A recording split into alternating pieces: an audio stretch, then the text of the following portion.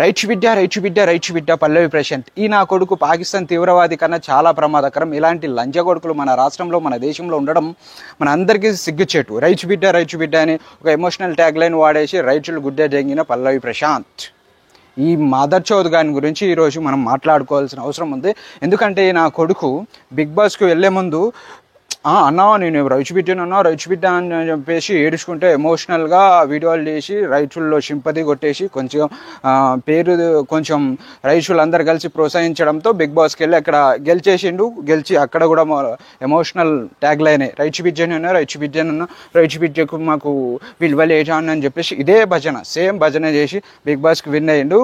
Okay గెలిచేసిండు వచ్చేసిండు, okay అంతా fine బాగానే ఉంది. కానీ ఈ లంచ కొడుకు ఈ పల్లవి ప్రశాంత్ బిగ్ బాస్ విన్ అయిన తర్వాత ఈ చేసిన దందాలేంది, ఈ మాదర్ చౌద్ గారు చేసిన దందాలేందంటే బయటికి వచ్చి బెట్టింగ్ యాప్స్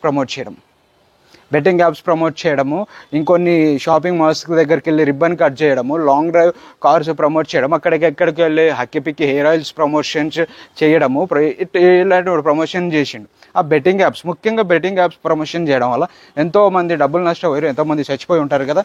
ఇలా ఉడేకేబాడి నా కొడుకు అంటే రైతు బిడ్డ అంటే ఒక నమ్మకం ఉంటుంది ఎవరికైనా, రైతులు అంటే ఒక నమ్మకం ఒక గౌరవం ఉంటుంది. సో ఈ రైతు బిడ్డలు కూడా ఇలాంటి పనులు చేస్తారని చెప్పేసి అసలు అనుకోరు నిజంగా. ఇలాంటి నా కొడుకులు మాటలు విని ఎంతోమంది మోసపోయి ఉంటారు.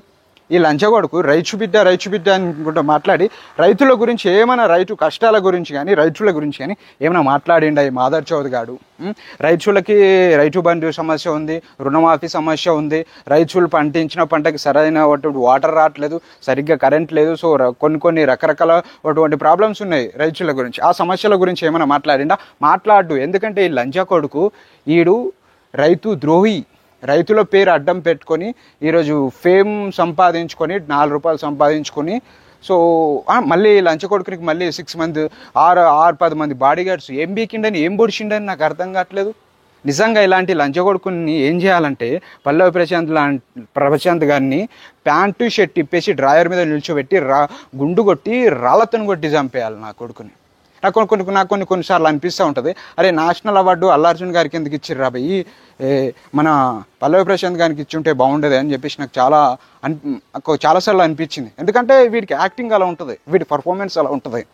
మాదర్ చౌద్ గారిని వీటి గురించి మీరు ఏమనుకుంటున్నారు అనేది కింద కామెంట్ చేయండి. నన్ను అడిగితే మాత్రం నాన్వేషణ గారు అన్నారు చూడు లంచా కొడుకు అని చెప్పేసి, ఆ లంచ కొడుకే ఈ లంచ కొడుకు. బట్ మీరేమనుకుంటున్నారు అనేది కింద కామెంట్ చేయండి. అసలు అరే పల్లవి ప్రశాంత్ గారు ఈ బుద్ధి తెచ్చుకోరా, సిగ్గు శరం అసలు ఈ నా కొడుకుకి ఏమీ లేదు. నిజంగా చెప్తున్నాను. అరే మారండి రరే అరే కాదురా. ఇప్పుడు ఎక్కడికో వెళ్ళి హక్కిపిక్కి హెయిర్ ఆయిల్ ఏదో సంబంధించి చేసినావు కదా, అది ఫేక్ అని నీకు తెలుసు, అయినా ప్రమోషన్ చేయడం ఏందిరా నాకు అర్థం కావట్లేదు. అది జెన్యున్ ప్రోడక్టే అయితే మనం ఇప్పుడు చూసుకున్నట్టయితే కేటీఆర్ అన్నకు మీరు సరిగ్గా చూసుకున్నట్టయితే కేటీఆర్ అన్నకు కూడా హెయిర్ లేదు, మన సీఎం సార్కి కూడా హెయిర్ లేదు. వాళ్ళు ఆ ప్రోడక్ట్స్ తీసుకొని వాడలేరా, వాళ్ళ దగ్గర డబ్బులు లేవా వాళ్ళకి? అసలు ఎందుకలా? గుర్తుపెట్టుకోండి, రైతు ద్రోహి పల్లవి ప్రశాంత్ లంచ కొడుకు. బట్ మీరేమనుకుంటున్నారు అదే డెఫినెట్గా వీడియో చూస్తే కింద కామెంట్ చేయండి.